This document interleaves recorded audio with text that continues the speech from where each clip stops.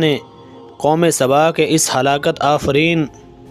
سیلاب کا تذکرہ فرماتے ہوئے قرآن مجید میں فرمایا کہ جس کا ترجمہ یوں ہے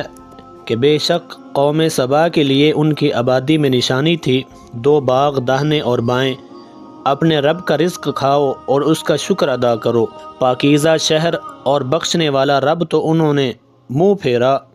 تو ہم نے ان پر زبردست سیلاب بھیجا اور ان کے باغوں کے عوض 2 باغ انہیں بدل دیے جن میں بھٹکا ہوا میوہ اور جاؤ اور کچھ تھوڑی سی بیریاں۔ ہم نے انہیں یہ بدلہ دیا کہ ان کی ناشکری کی سزا میں، اور ہم ناشکرے ہی کو سزا دیتے ہیں۔ دوستو،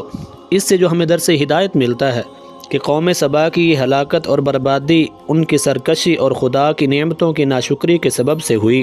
اور ان کی بداعمالیاں اور خدا کے نبیوں کے ساتھ بے ادبیاں